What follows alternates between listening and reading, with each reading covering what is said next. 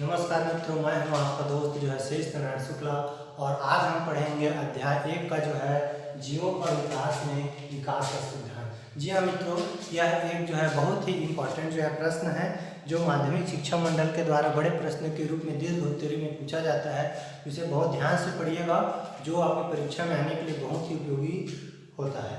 जी हाँ, इसके जीवों के विकास के सिद्धांत में 6 बिंदु हैं, जिसे मैं क्रमशः बारी बारी करके आपको समझाऊंगा। 3 सिद्धांत मैंने यहाँ पे लिख दिया है, इसको हम पहले पढ़ लेते हैं, उसके बाद में समझाऊंगा।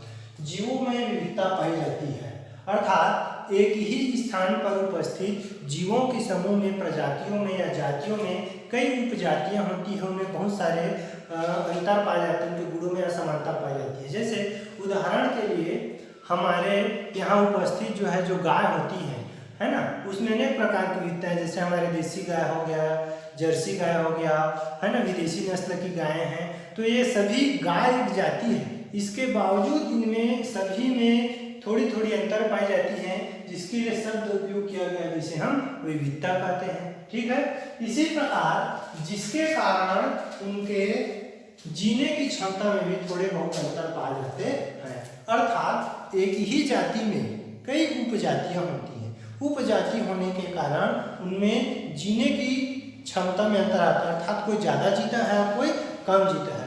और जो कम जीता है तो कोई ज़्यादा जीता है। जिनके जीने की क्षमता ज़्यादा होती है वे परिवेश के अनुसार ढाल रहते हैं, अर्थात जिन जीवों में, जिन जाति के समूहों में जीने की क्षमता ज़्यादा होती है, वह अपने आप को पर्यावरण के अनुसार, वातावरण के अनुसार, प्रकृति के अनुसार अपने आप को ढाल लेते हैं और उनकी नई प्रजातियां दिखाई देती हैं। क्या दिखाई देती हैं?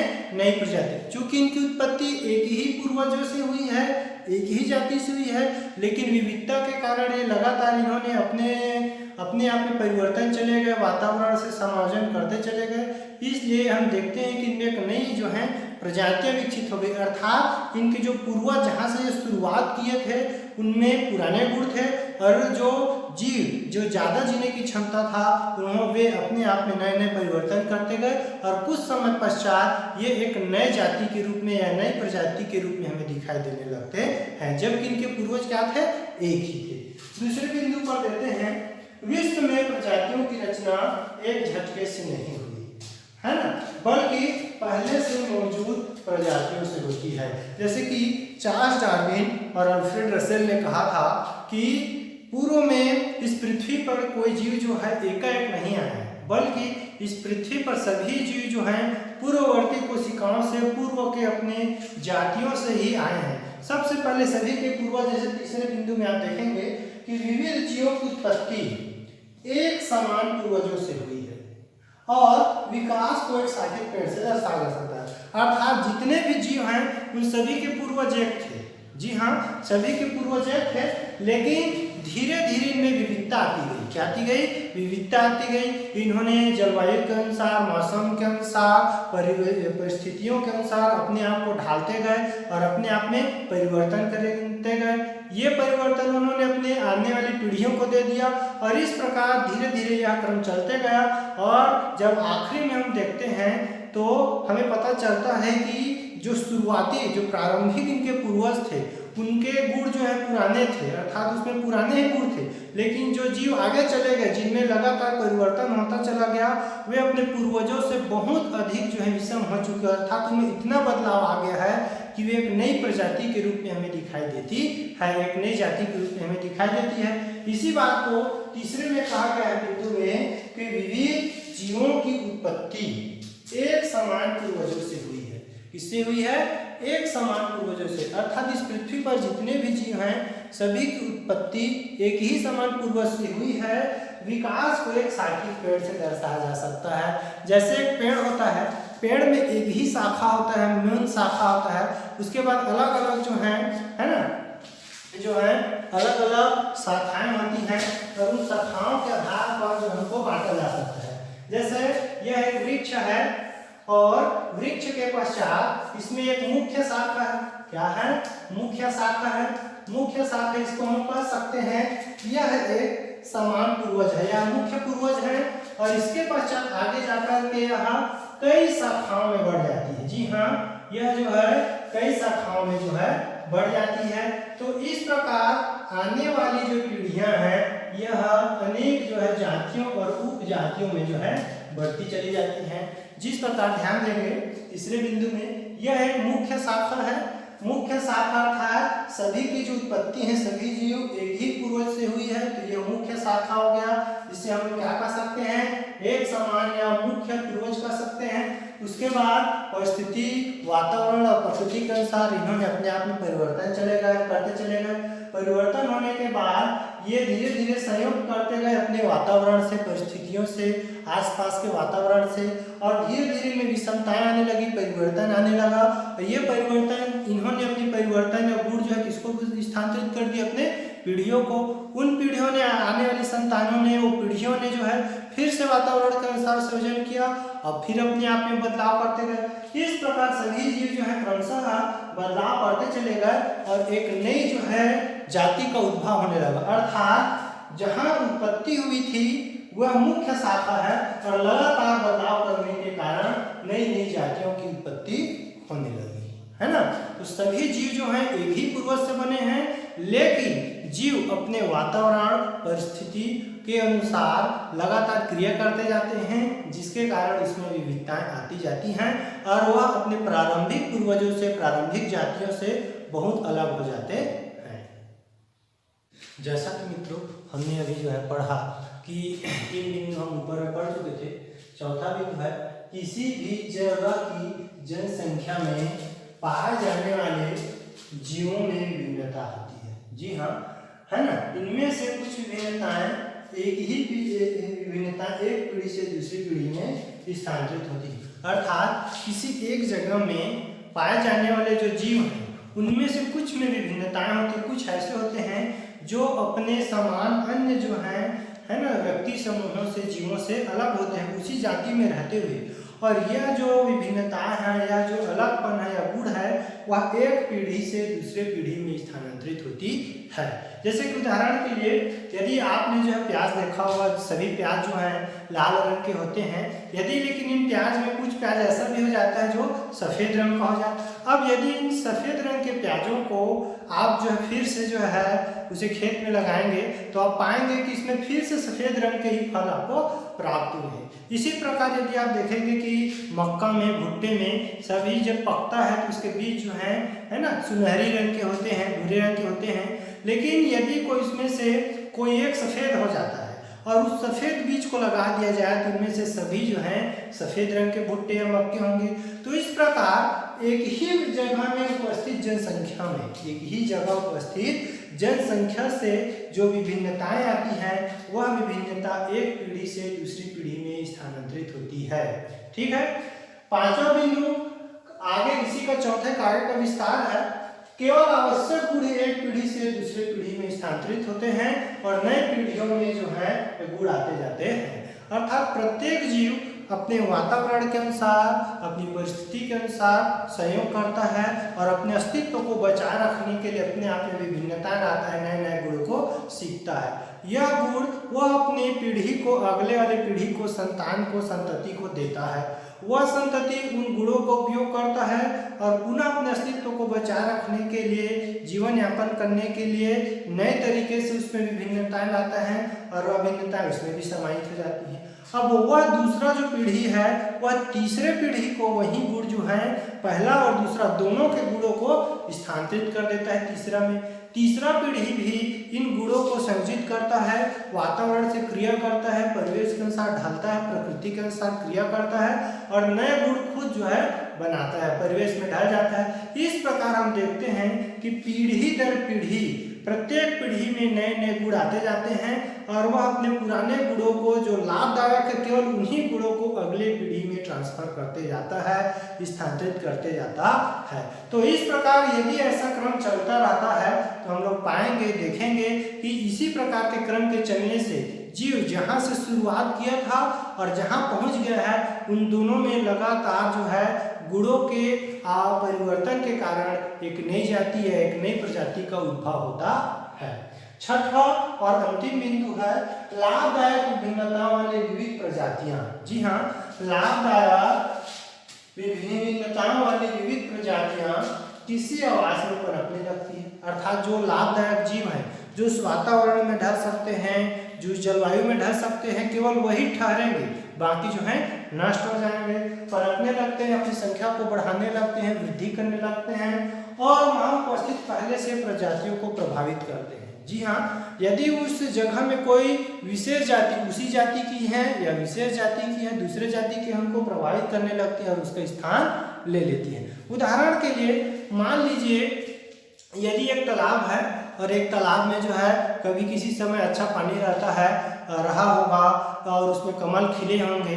अब धीरे धीरे तालाब का पानी कम होता चला गया और उसी समय तो क्या होगा, जो कमल के पौधे होंगे धीरे धीरे पानी के प्रति, कम पानी के प्रति आपस में क्रिया करेंगे, आपस में परिस्थिति के अनुसार ढालेंगे और जीवित रहेंगे। हो सकता है इसमें से बहुत सारे पौधे मारे जाएं, कुछ ही पौधे जो है जीवित रहेंगे। और कौन जीवित रहेंगे? वही पौधे जीवित रहेंगे जो कम पानी में रहने के आदी हैं। अब यह गुण जो है किसमें चला जाएगा? अपने अगली वाली पीढ़ी में चला जाएगा। अगली वाली पीढ़ी में यह गुण और अधिक जो है परिवर्तन करेगा और यह गुण जो है अगले पीढ़ी में। तो इस प्रकार लगातार एक पीढ़ी से दूसरी पीढ़ी में जाने के पश्चात हम देखेंगे कि ऐसे कमल के जो है पौधे विकसित हो जाएंगे जो बहुत ही कम पानी में रहने के आदी हो जाए। इसका एक सबसे अच्छा उदाहरण एक और है, यदि एक तालाब है जिसमें कमल हो गया, बहुत सारे दूसरे पौधे हैं, यदि इसमें से जलकुंभी डाल दिया जाए तो क्या होगा? जलकुंभी जो है बहुत ज़्यादा शीघ्रता से जो है अपने आप को जो है फिट कर लेता है वातावरण के अनुसार। तो धीरे धीरे वह शीघ्र ही जो है पूरे तालाब पर कब्जा कर लेगा और वहाँ पर उपस्थित जो अन्य प्रजाति के जीव हैं उनको वह प्रभावित करने लगेगा और पूरे जो है तालाब में फैल करके दूसरे जीवों को या तो नष्ट कर देगा या उनमें परिवर्तन करने की कोशिश करेगा। तो इस प्रकार हम लोग देखते हैं कि जीवों में जो विभिन्नताएं हैं वह क्रमशः एक पीढ़ी से दूसरे पीढ़ी में जाती है। यदि इन 6 बिंदु का मुख्य आधार देखें तो एक मुख्य बिंदु यह है कि प्रत्येक जीव अपने आप में अपनी परिस्थिति के अनुसार, अपने वातावरण के अनुसार क्रिया करता है, अपने आप में बदलाव करता है। यह बदलाव वह अपनी अगली पीढ़ी को देता है। वह जो उसकी अगली पीढ़ी होता है, संतानें होती हैं, संतति होता है, वह पुनः अपने आप को अस्तित्व बचाए रखने के लिए क्रिया करता है वातावरण से, जीवों से, जंतुओं से और अपने आप में बदलाव करता है और यही क्रिया जो है पीढ़ी दर पीढ़ी आगे चलती रहती है।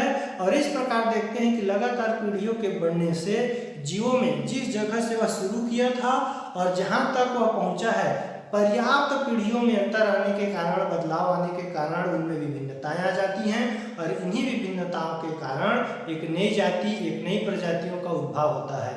यहाँ पर मैं आपको एक चीज़ और बताना चाहूँगा कि जैसे हम लोग मछली देखते हैं, मछली में बहुत प्रकार की मछलियाँ होती हैं तो सभी मछलियाँ ही एक ही समान पूर्वज है, लेकिन इनमें जो विकास का क्रम है वह कई दिशाओं में चलता है। जरूरी नहीं कि एक ही दिशा में चले, अलग अलग जो है कई दिशाओं में चलता है और अलग अलग दिशाओं में जाने के कारण ही, अलग अलग विकास होने के कारण ही अलग अलग एक ही जाति में अलग अलग उप प्रजातियाँ विकसित हो जाती हैं और धीरे धीरे बहुत अधिक पीढ़ियों में परिवर्तन के कारण कुछ समय पश्चात बहुत अधिक अंतर आ जाता है, जिससे नई जाति का या नई उपजातियों का उदय होने लगता है, जिसे अंतर कर पाना बहुत कठिन होता है।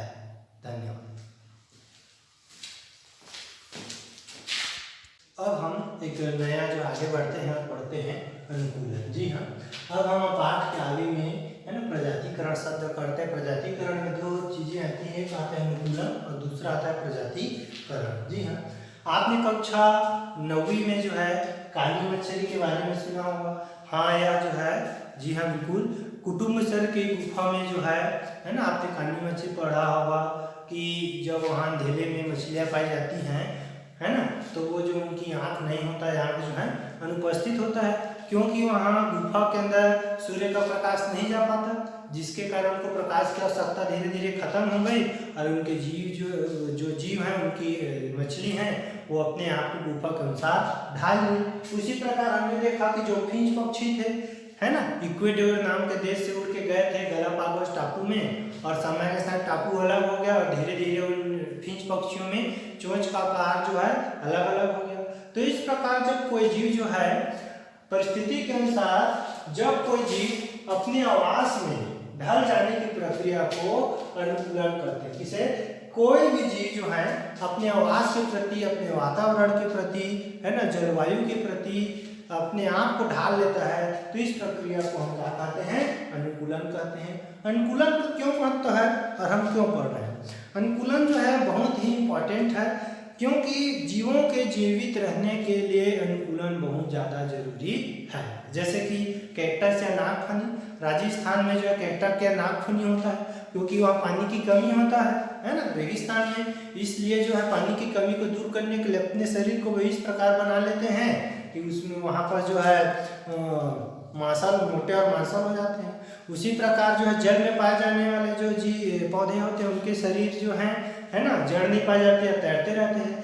क्यों? उसमें प्रकाश संश्लेषण बहुत तेजी से होता है, क्योंकि उसमें पानी की अधिकता होती है।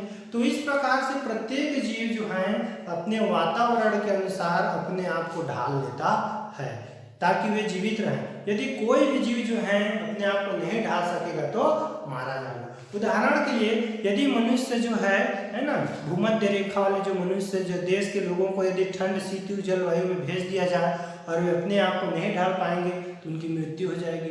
वैसे ही ठंडे जीवों को यदि गर्म मरुस्थलीय देशों में भेज दिया जाए और वे अपने आप को नहीं ढाल पाएंगे तो मारे जाएंगे।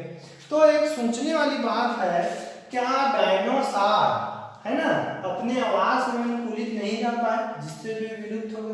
यह सोचने वाली बहुत ही इंपॉर्टेंट विषय है। क्या डायनासोर के साथ भी कुछ ऐसा हुआ होगा क्या? हाँ, हो सकता है, जरूर हो सकता है, क्योंकि हिमयुग के पश्चात जो है डायनासोर युग आया था। हो सकता है कि लगातार वातावरण के, जलवायु के गर्म होने के फलस्वरूप जो है वे अपने आप को ढाल नहीं पाए होंगे, और नहीं ढालने के कारण जो है धीरे धीरे उनमें परिवर्तन नहीं आया होगा, और इसी में परिवर्तन न होने के कारण, है ना, उनके भोजन में, आवास में कमी होती हो गई होगी और डायनासोर युग जो है खत्म हो गया। इससे इनकार नहीं किया जा सकता, यह केवल एक अनुमान है। अब एक शब्द आता है प्रजातिकरण। क्या चीज? प्रजातिकरण। जी हाँ, प्रजातिकरण। हम लोगों ने फिंच पक्षी के बारे में पढ़ा। इसके बारे में, फिंच पक्षी में, यह जो है इक्वेडर देश से उड़कर आया होगा गलापागोस टापू में, और उस टापू के टुकड़े हुए होंगे या द्वीप अलग हुए होंगे भूकंप और ज्वालामुखी से, तो वह अलग अलग द्वीपों में पहुंच गए। जब चार्ल्स डार्विन देखते हैं कि वे अलग अलग द्वीपों में जाते हैं तो अलग अलग चोंच के आकार, रूप, रंग के जो हैं फिंच पक्षी जो हैं होते हैं। अब वो देखते हैं कि लगातार विविधता के कारण एक ही फिंच पक्षी की जाति में इतनी अधिक विविधता आ जाती है कि वे आपस में प्राकृतिक रूप से लैंगिक प्रजनन करने में असक्षम हो जाते हैं, सक्षम नहीं रहते। अर्थात जब एक ही जीव की जाति में इतनी अधिक विविधता आ जाए कि वे आपस में प्राकृतिक रूप से लैंगिक प्रजनन नहीं कर सकते हैं, है ना, तो ऐसे जो है नहीं कर सकते, तो इस घटना को, इसको जो है एक नई प्रजाति आता है जिसे हम कहते हैं प्रजातिकरण। कौन सा शब्द उपयोग किया गया इसके लिए? प्रजातिकरण। इतनी अधिक विविधता आ जाए जीवों में कि एक ही जीव के, एक ही जाति के रहते हुए भी वे आपस में, है ना, लैंगिक प्रजनन जो प्राकृतिक रूप से लैंगिक प्रजनन नहीं कर पाते हैं, तो इसे हम, है ना, प्रजातिकरण कहते हैं। अर्थात यहाँ पर जो दो जीव होते हैं वे अलग अलग प्रजातियों के होते हैं या उपजातियों के होते हैं।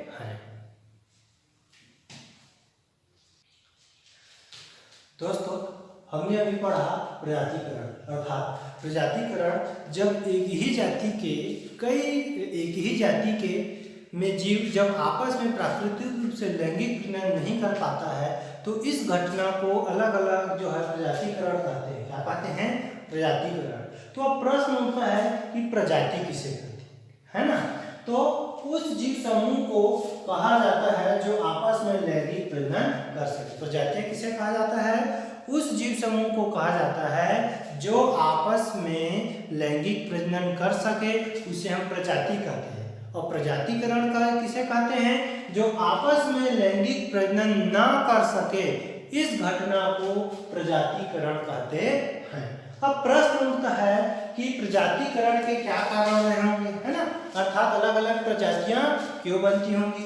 तो प्रजातिकरण के निम्न कारण है प्राकृतिक घटना, हो सकता है सूर्य का प्रकाश, प्राकृतिक परिघटनाएं हैं, आकाश मंडलीय खगोलीय घटनाएं हैं, है ना, या म्यूटेशन है, उनके कारण जो प्राकृतिक घटना के कारण विभिन्नताएं उत्पन्न हो सकती हैं। हो सकता है जीवों में विभिन्नता आ जाए, एक पीढ़ी से दूसरे पीढ़ी में जब जीव आते हैं तो नए नए गुणों को विकास करते जाते हैं, जिससे वे अपने मूल पीढ़ियों से पूर्णतः भिन्न हो जाते हैं, इससे भी प्रजाति बनती है।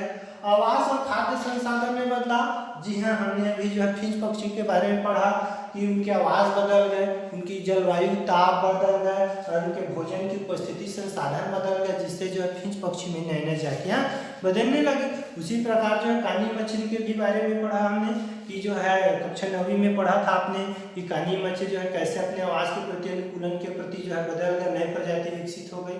तो इस प्रकार से जो है डार्विन साहब नए नए प्रयोग करते रहे और उन्होंने मीसरसिलिस जलापा कबूतर के रूप में, कबूतर में आपने देखा होगा कि अधिकतर कबूतर जो है भूरे रंग के होते हैं, लेकिन कुछ भूरे और काले होते हैं, लेकिन उनमें से कुछ जो हैं उनके बच्चे सफ़ेद रंग के हो जाते हैं, है ना। तो एक सफ़ेद रंग के लगातार कबूतर होने लगते हैं, नई संतति आ जाता है, इससे एक नई प्रजाति आया है। तो वे अपने जीवन काल में नई नई जो है अध्ययन करते रहे, है ना, कुछ जीवों पर तो कुछ जंतुओं में। आगे का विस्तार जो है हम लोग का जो है आगे अनुवांशिकी के पाठ में पढ़ेंगे। तो यहाँ पर हमारा जो पाठ है जीवों का विकास जो है खत्म होता है ना। वीडियो को देखने के लिए जो है आपको धन्यवाद। देखिए और यदि आपको पसंद आता है तो लाइक और शेयर जरूर कीजिएगा। धन्यवाद।